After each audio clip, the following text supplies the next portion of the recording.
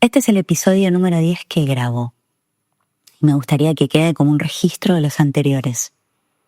No como un resumen técnico, sino como una forma de mirar qué me pasó mientras los hacía, qué se movió en mí y desde dónde fueron saliendo. Quiero empezar contando cómo fue meditar la creación de este contenido, porque eso fue una práctica en sí misma. No solo producir algo, sino observar que iba apareciendo mientras lo producía. Hoy no tengo síntomas que entrarían dentro de las categorías diagnósticas de los trastornos alimentarios, pero sí tengo una estructura antigua de personalidad que cada tanto, sobre todo cuando me exijo, emerge. Y la puedo ver con bastante claridad. Y no voy a decir que la quiero, pero tampoco que la rechace del todo. Medio como que es esa remera viejita que no tirás porque le tomaste cariño, ¿viste? La usas para dormir y hasta ahí. Bueno, sabes que no es tu mejor versión, pero tampoco la desconoces. Empecé estos episodios muy entusiasmada, Desde ese lugar inicial que acompaña muchos de mis proyectos, una mezcla de ambición, de ganas de traer algo distinto, el deseo del reconocimiento externo, algún que otro aplauso y al mismo tiempo una intención genuina de hacerlo por y para mí, para ver qué se desplegaba en el proceso. Y ahí ya veía algo interesante, convivían dos estructuras al mismo tiempo. Una más antigua, que todavía se activa cuando aparece la posibilidad de exposición y aprobación. Y otra más actual, más encarnada, que se da cuenta de eso, se está encendiendo, y en vez de pelearse, lo observa y trata de ubicarlo.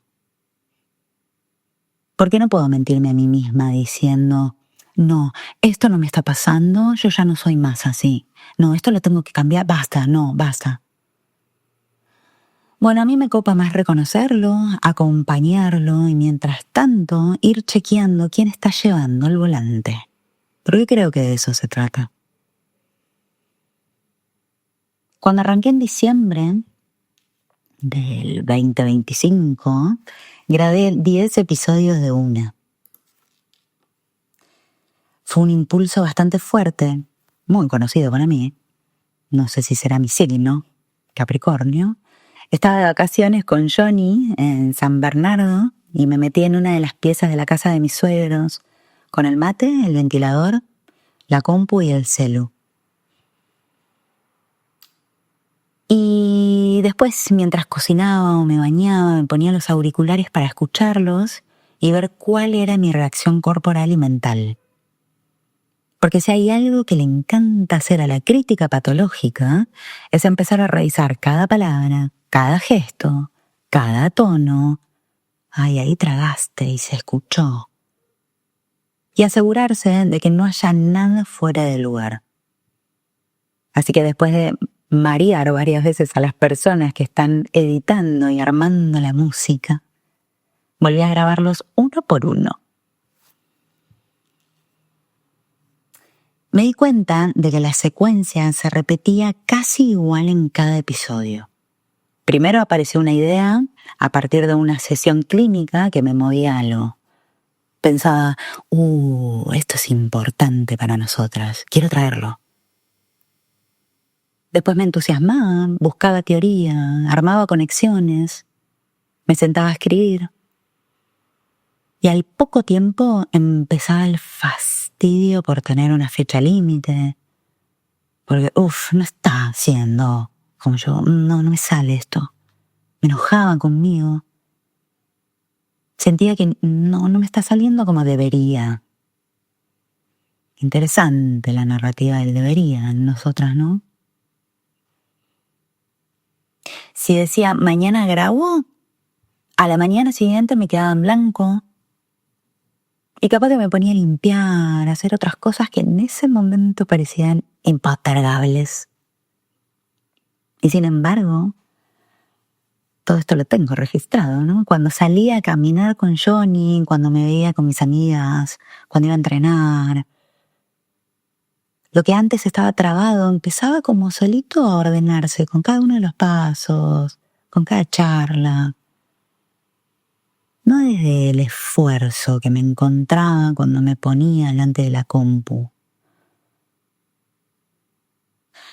sino desde otro lugar. Volvía y podía bajar lo que antes estaba forzado, como esta introducción en sí, que literalmente terminó de aparecer después de ir al chino a comprar unas cosas para la cena.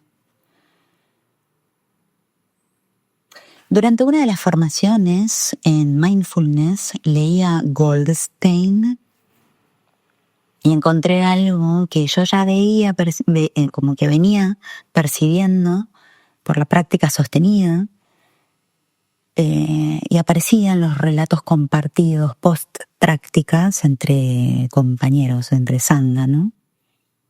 Pero no conocía el nombre. Y la voy a tirar, esto de nuevo, yo lo leo, no sé si se pronuncia así. Yo le digo Iri y Otapa, capaz que es Hiri y Otapa. Pero de ahora en más lo voy a decir como lo pienso en mi cabeza, que es Iri y Otapa. Me pasaba esto con Hermione de Harry Potter. Yo lo leí estando en la primaria y nos moríamos de risa con una amiga mía porque yo hablando sobre ella, le digo, claro, porque Hermione, y nos morimos de risa. Bueno, yo hago esto, arrastro esto desde que soy muy chiquita.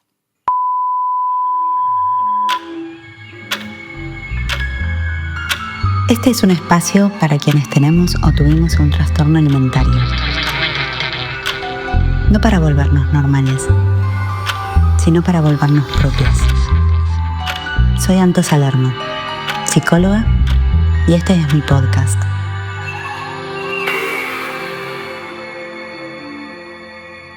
En la tradición budista, Iri y Otapa no son metáforas bonitas, son categorías psicológicas bastante precisas. Iri se define como una vergüenza moral saludable. No es la vergüenza humillante, no es esa culpa neurótica, no. Es la capacidad interna de reconocer cuando una acción no está alineada con los propios valores o con la propia integridad. Vos estás haciendo, ¿viste? Algo que no me cierra. Es una sensibilidad ética que surge desde adentro, no impuesta desde afuera. Implica respeto por una misma y por el camino que estás eligiendo transitar. Otapa se describe como un temor moral inteligente. Esto tampoco es miedo paralizante. Es conciencia lúcida de consecuencias. Me la voy a mandar. Es darle bolilla a eso que te está diciendo, esto va a traer alguito. Es la capacidad de anticipar el impacto de lo que hacemos, de comprender que toda acción tiene efectos y regularnos a partir de esa comprensión. Voy de nuevo porque capaz que ahí trándome se pierde esto que es importante. Comprender que todo lo que hago tiene sus consecuencias. Entonces, como pensamos en esto, regulamos nuestra acción. Es como, viste, generar la presencia que genera realmente un control emocional. Desde esta comprensión de, hey, esto que puede pasar no nos gusta, no me gusta, entonces lo hago por esto. Esto es un montón para nuestras estructuras. Pensala. Porque a veces estamos buscando que alguien nos diga, ay, ¿cómo calmo esto que siento? Bueno, y ni hablar del perfil impulsivo. Que olvidaste de esto. Bueno, en los textos clásicos se las llama las guardianes del mundo. Porque cuando estas dos cualidades están presentes, no hace falta un control externo rígido. La conducta se ordena desde la propia conciencia. Esto es la teoría. Ahora, ¿cómo lo vivo yo hoy? Para la estructura actual que intento sostener, y digo intento porque no siempre me sale, hacer las cosas desde el deseo genuino de divertirme y de ser útil para quienes acompañan. Eso me trae estabilidad, como confort, como qué bien yo. Y lo puedo sentir. Cuando estoy ahí, estoy tranquila, porque no necesito demostrar nada, porque no lo estoy buscando para eso. Pero mientras grababa estos episodios, empecé a notar que en algunos momentos mis acciones estaban más regadas por querer ser la mejor, por buscar esos aplausos imaginarios, por esa fantasía infantil de reconocimiento total. Las redes están matando esto, regándolo mucho. Y ahí apareció algo muy claro, ese tirón de orejas interno. Esto no es culpa. No fue un desastre, la verdad, que siempre lo mismo. Hartazgo. Como, ¿hasta cuándo voy a ser así? No, fue más bien un registro que decía, che, ojo, esto no es de donde vos querés hacerlo. Como, córtala con el drama. Esto no te gusta. Y eso para mí es Iri en acto. Y junto con eso aparece también, o apareció, Otapa, porque no solo se trataba de mi motivación interna, sino de las consecuencias. Estoy formada en trauma. Y si hay algo con lo que nos machacan en las formaciones, es con el cuidado de nuestras intervenciones. El impacto que pueden tener, la importancia del sostén. Entonces, cuando no reviso bien lo que digo, me aparece una crítica que no es solo ética, sino que también reproduce el temor a ser retada. Dentro de la formación, como profesionales de la salud mental, muchas veces nos encontramos con personas que reproducen una forma de enseñanza que representa muy bien, ¿no?, cómo funciona nuestra cultura, que es a través de humillar. Es interesante, ¿no?, porque lo recontra sabemos desde la teoría, pero de alguna forma, si una persona no está atenta a su mundo interno, estas cosas salen en automático. Son arquetípicas, ¿no? Y entonces ahí se me mezcla todo a mí. Y si no estoy atenta, puedo confundir Iri con esa crítica antigua, puedo creer que es conciencia cuando en realidad es miedo aprendido. Y diferenciar eso fue y es parte de este proceso. Porque una cosa es revisar desde la integridad y otra muy distinta es retarse por temor a ser humillado otra vez. O retraerse, ¿no?, por ese miedo a pasar por esa experiencia otra vez. Y creo que esta distinción es central para lo que quiero traer hoy cuando hablemos de pensamiento mágico y de la macrodosis. Entender la diferencia entre conciencia y defensa. Así que vamos con Sofi para verlo con detalle.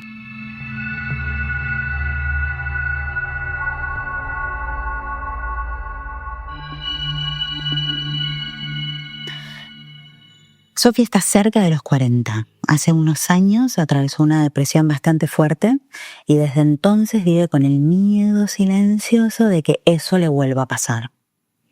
Es hegemónica, aunque ella diga que es horrible, nada nuevo para nosotras. Sonríe fácil, se mueve con soltura. Tiene una voz un poco ronca, bastante plana, casi sin variaciones. Si la ves por primera vez, cuesta imaginar que algo no esté funcionando. Pero algo no está funcionando.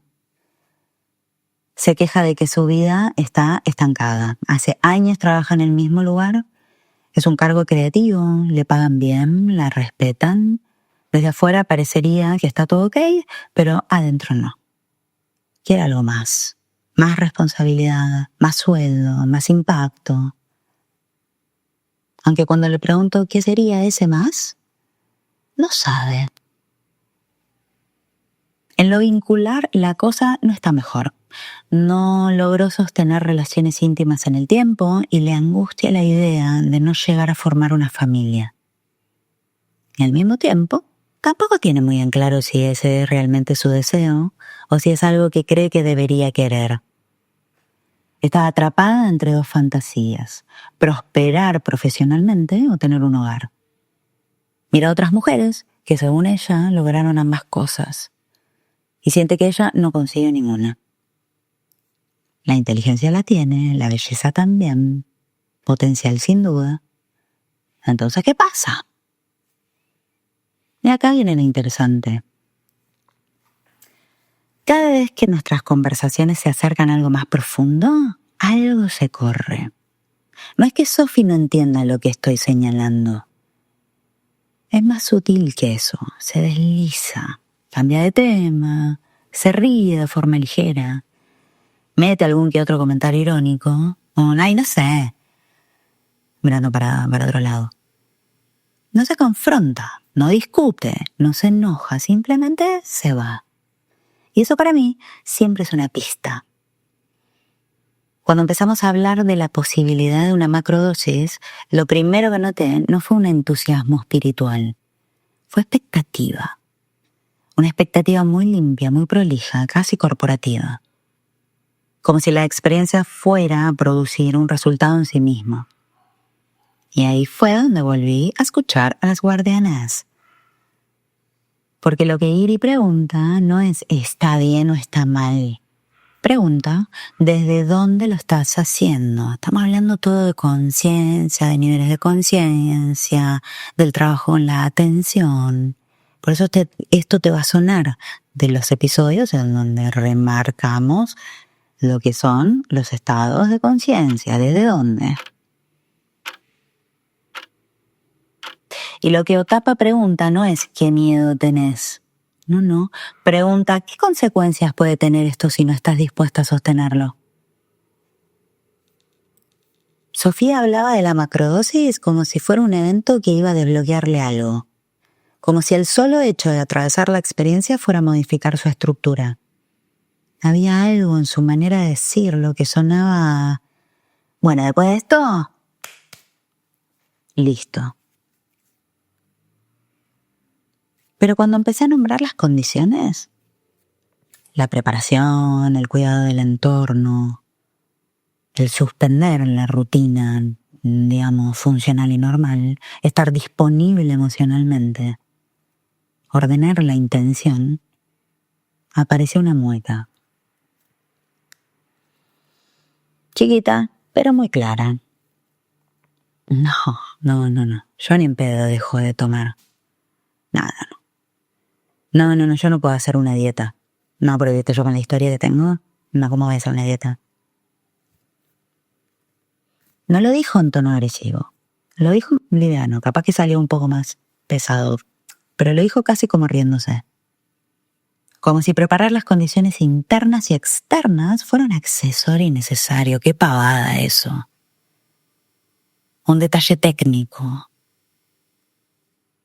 Algo como exagerado de mi parte. No estábamos hablando exactamente de conciencia expandida. Estábamos para mí frente a algo mucho más conocido y que es lo que quiero traer, porque esto, si lo empezás a mirar, es una defensa que tenemos dentro de nuestro ego, que utiliza una de nuestras partes del ego, es el escudo de una de esas partes, que es el pensamiento mágico. La idea de que algo externo va a hacer el trabajo interno. La fantasía de que el evento reemplaza el proceso. El deseo de transformación sin la incomodidad de implicarse. Y esta te la pregunto, sin juicio. Porque creo que en algún momento esta nos pasa a todas. ¿Vas o fuiste a terapia sabiendo que es un proceso que requiere tu participación activa? ¿O alguna parte tuya esperaba que la psicóloga lo resolviera, encuentre eso que solo vos podés encontrar? Haga el clic que solo vos podés hacer clic. Que mágicamente un día te despiertes y algo haya cambiado porque hiciste terapia. Como si una estrella fugaz hubiera pasado a la noche, la miraste y dijiste, bueno, esto quiero. Y que eso por sí solo bastara. En Sofía esto no parece ingenuo, parece muy sofisticado. Ella no es infantil, es competente. Tiene un cargo bastante alto. Su vida profesional funciona, pero su estructura tiene algo muy claro. Necesita sostener una imagen de eficiencia, una imagen de liviandad, de yo puedo, obvio. El clásico, la chica simpática que no se enoja, que no se rompe, que siempre cae parada. Implicarse en un proceso que la confronte con su participación activa en lo que le pasa, rompe esa imagen. Porque implicarse implica reconocer que no es solo víctima del estancamiento, que también participa, que también elige y que también edita. Y eso es más difícil que tomar una sustancia, ¿eh?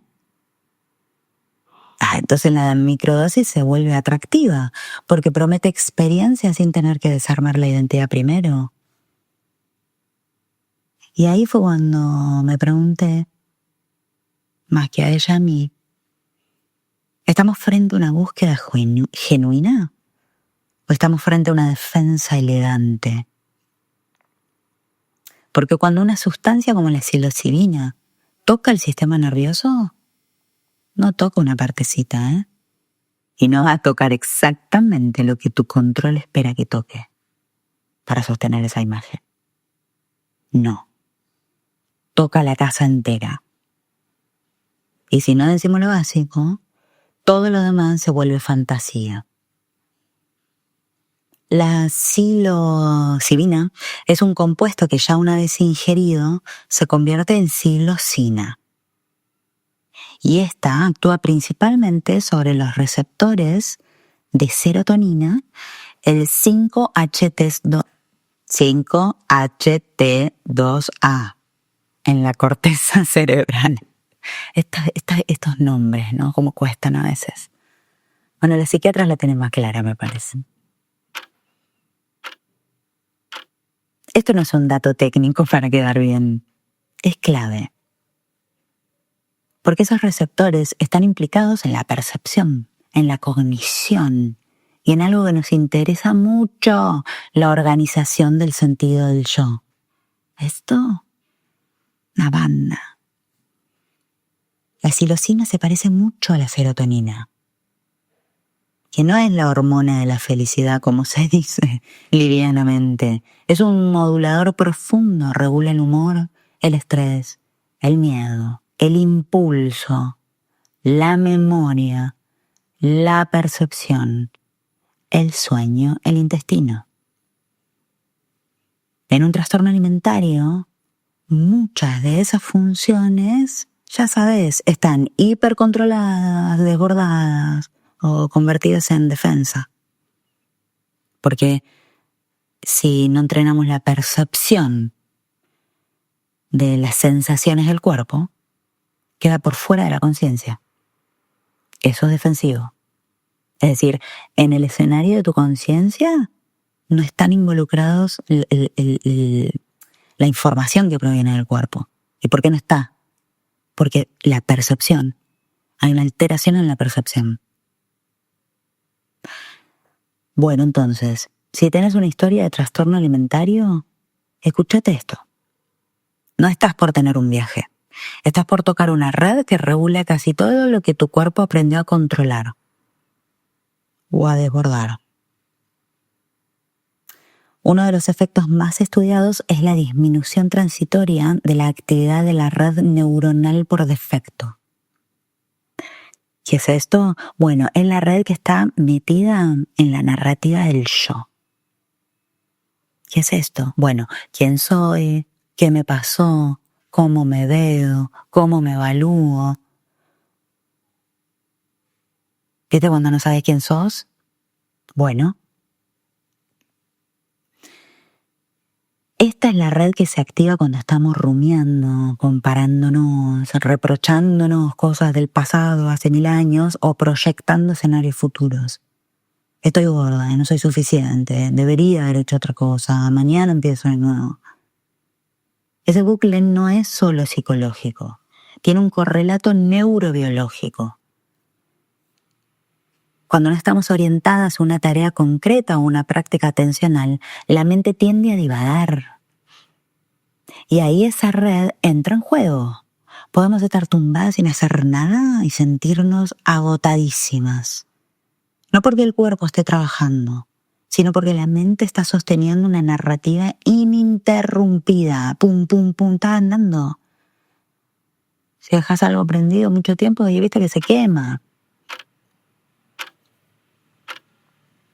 En estudios de neuroimagen, la meditación, como la psilocibina, disminuyen temporalmente la actividad de esa red y aumentan la conectividad entre regiones que normalmente no dialogan tanto entre sí.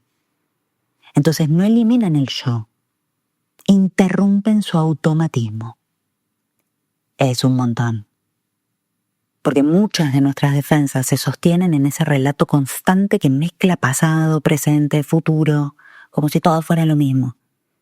Las defensas no viven en una parte del cerebro, pero se organizan alrededor de una identidad rígida. Del ego, de cada parte del ego. Cada parte del ego tiene una defensa, que es el soldado. El ejército, digo. La psilocina puede flexibilizar esa rigidez, ¿entendés? No borra la historia, no borra el síntoma, pero puede haber un espacio donde el relato pierde un poco de autoridad. En una conciencia estrechada, queremos esto.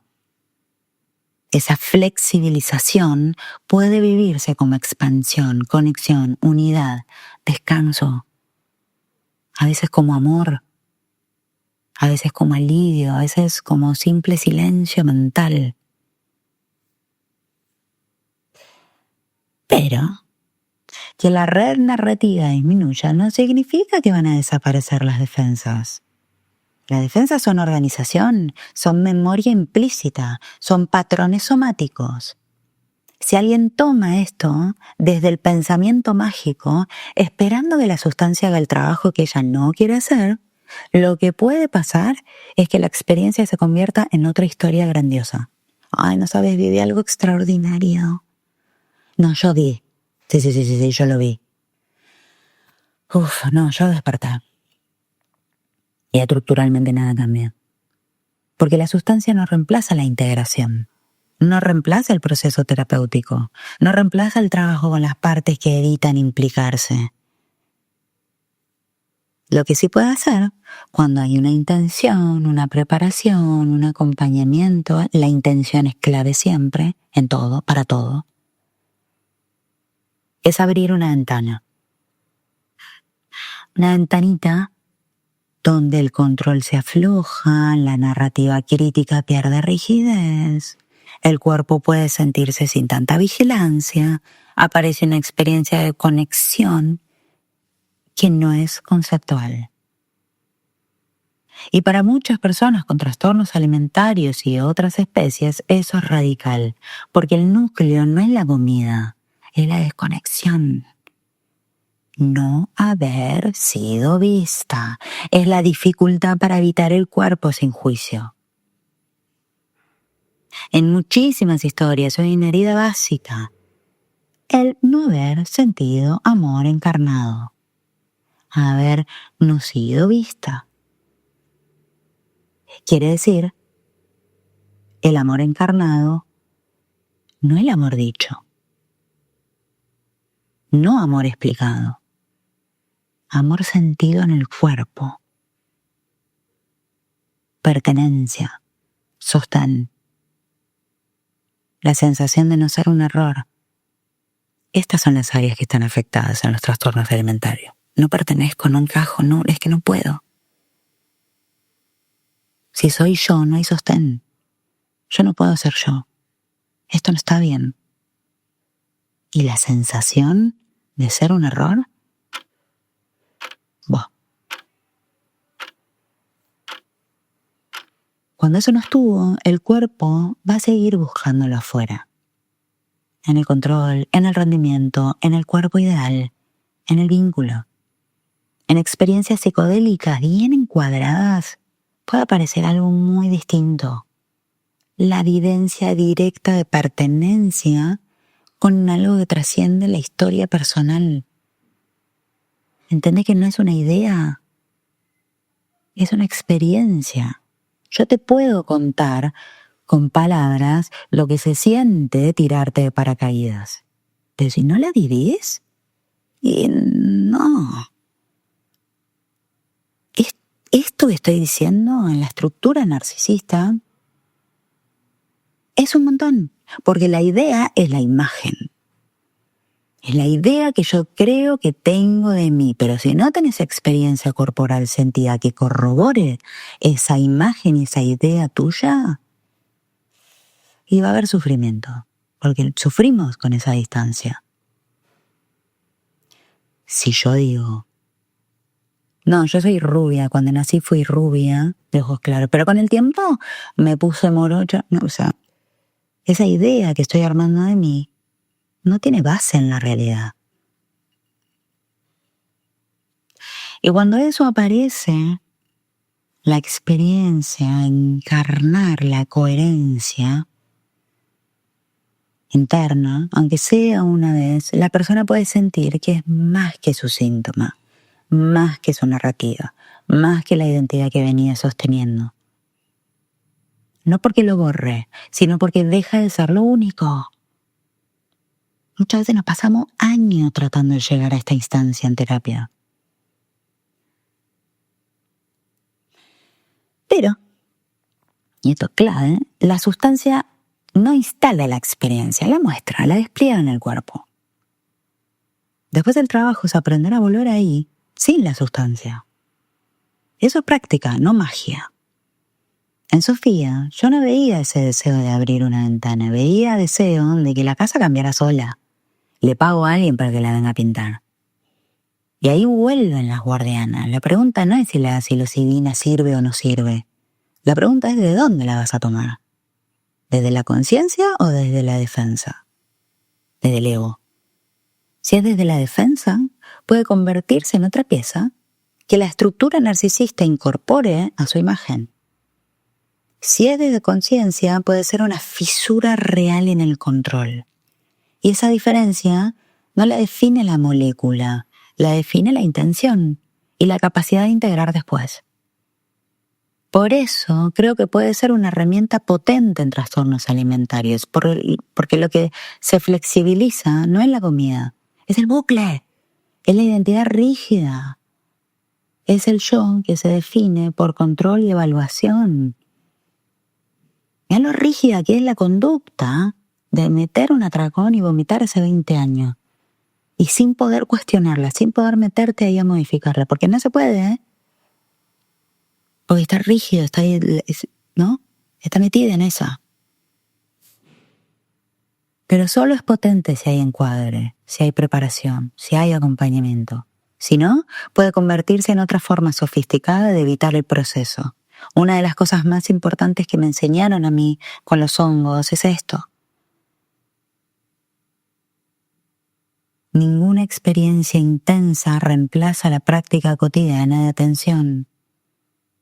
La sustancia puede mostrarse, obvio. La vida diaria es la que transforma. Y por eso voy a hacer yo esta pausa. Porque no quiero hacer desde la urgencia ni desde la fantasía del impacto que puede tener esto en vos. Quiero hacerlo desde esa estructura más estable que fui descubriendo con los años. La que se mueve por deseo genuino, por utilidad real, por coherencia.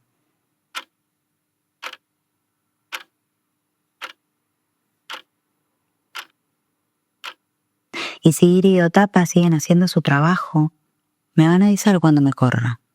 La pausa también es parte del proceso. No todo es avanzar. A veces es frenar y ver desde dónde estamos haciendo lo que hacemos. Y para ir cerrando, quiero decir algo más. Este episodio no nació de la fascinación por los psicodélicos, ni de la idea de que los hongos curan, y tampoco de una postura moral a favor o en contra. Nace de una incomodidad más profunda. El problema no son los psicodélicos. El problema es qué paradigma los usa. Porque cuando una sustancia que amplía la conciencia entra en un modelo que sigue siendo reduccionista, productivista o medicalizante, lo que se amplifica no es la verdad. Se amplifica la confusión.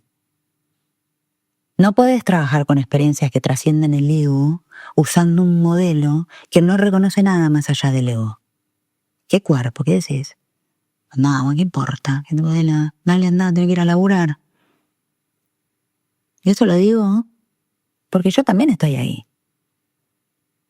Y también lo veo en mis compañeras y en mis compañeros profesionales. Y me incluyo acá también, que repetimos lo que nos enseñaron sin revisar qué partes quedaron reprimidas. Lo veo cuando convertimos experiencias profundas en protocolo, en pasos, sin intervenciones medibles. Lo veo también en el uso recreativo, sin encuadre, cuando la experiencia se vuelve consumo y no proceso. Usamos psicodélicos para arreglar síntomas, para optimizar procesos, para hacer mejores versiones, para estar a la altura, para no quedar atrás. Entonces no estamos frente a una crisis de sustancias. Estamos frente a una crisis de paradigma. Para mí eso está pasando hoy. Vivimos en una cultura que alimenta la comparación constante, la autoevaluación permanente, la sensación de insuficiencia como un combustible, una cultura que fabrica un narcisismo estructural, que nos empuja a medirnos, a competir, a no aflojar. Y cuando la autoestima depende de no tener menos que los demás, cualquier herramienta que prometa expansión se convierte en un recurso más para sostener la imagen. La experiencia espiritual también puede volverse un rendimiento. Pero no creo que seamos engranajes pasivos de un sistema que se volvió loco. Porque si fuera así no habría esperanza. Y la clínica muestra otra cosa. Las personas tienen la capacidad potencial de asumir responsabilidad sobre su vida. Como agencia, como darse cuenta. Y si una persona puede hacerlo, no todo está perdido. Si vos podés hacerlo, no todo está perdido. El primer paso es reconocer la locura de nuestro tiempo, no para indignarnos desde arriba y quejarnos, sino para no seguirla tan ciegamente. No te voy a decir si tenés que tomar hongos o no, porque yo no voy a ocupar ese lugar. Es para preguntarnos algo más incómodo. ¿Desde dónde están haciendo ese deseo? Porque no es lo mismo acercarse a una experiencia psicodélica desde el control, la urgencia o la fantasía de reparación rápida, que hacerlo de un nivel de conciencia de la presencia. Y ojo, que la presencia no es la espiritualidad marketinera, no es iluminación, no es estar elevada. Es algo mucho más simple y mucho más difícil. Es poder estar en el cuerpo sin huir, poder sentir sin actuar automáticamente, poder observar sin necesitar cerrar rápido lo que incomoda. Mira para los trastornos alimentarios y esto nos teoría lindo. Muchas veces lo que está en juego no es la comida, ni el peso, ni el control en sí. Es la imposibilidad de habitar el cuerpo sin dolor. Por eso este episodio no habla solo de hongos. Habla de conciencia, de límites, de encuadre, el amor encarnado. y de lo delicado que puede ser abrir puertas profundas sin sostén suficiente. Escuchá sabiendo esto, no todo lo que expande libera y no toda experiencia intensa transforma. Hay una prueba bastante simple. Vos podés ver lo que emerge sin apretar, sin tensionarte, sin convertirlo enseguida en algo que tenés que capitalizar, explicar o mejorar. Porque eso es presencia, eso es conciencia. Y si hoy no podés, no es un no para siempre. Es un todavía no.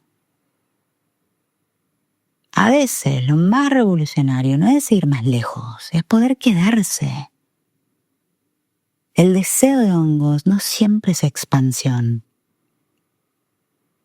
Puede no querer estar donde estás. Te dejo esta pregunta. ¿Eso que querés tomar te acerca a tu cuerpo o te ofrece una forma elegante de escaparte? Y si vas a abrir una puerta, que sea con conciencia. Y ojalá que no la abras sola.